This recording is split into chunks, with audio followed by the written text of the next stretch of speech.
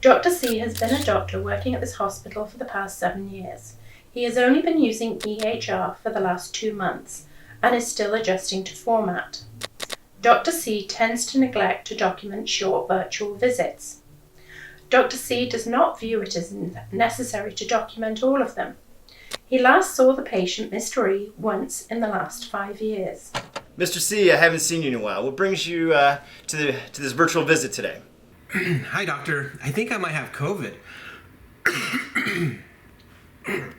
Mr. E rarely sees the doctor. He is under the mindset, if there is nothing wrong, there is no point in seeing the doctor. The pandemic has greatly frightened him, and he is very concerned that he may have COVID. He is a physical therapist and does not want to expose his clients to COVID. Oh yeah? What symptoms do you have? I have body aches and I have a headache, and I think it's from all the congestion that I have. Do you have shortness of breath or fever? No fever, no shortness of breath. You know, at this time it sounds like an upper respiratory tract infection. It doesn't sound like COVID. And you don't need COVID testing at this time. That's ridiculous. I'm a healthcare worker. I need to make sure I don't have COVID so I don't get my clients sick.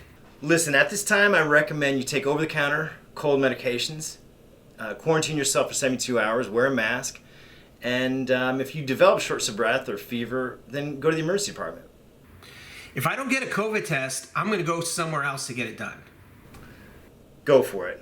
But today I'm not doing it. I listened, I thought about it, and you don't qualify for a COVID test. But if you have any problems, you know where to find us. You can call again or go to the emergency department. Since Dr. C is still learning the new platform, he neglects to make any notes about the visit until a much later date, and only notes that the visit did occur in his EHR. 1 week later, Mr. E arrived at the emergency department with respiratory distress and tested positive for COVID. He was intubated and transferred to the ICU.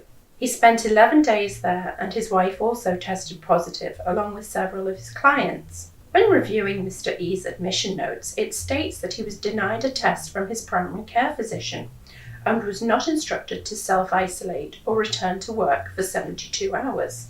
The takeaway from this case is that physicians and other healthcare professionals need to document telehealth patient encounters just as they would document in-person encounters.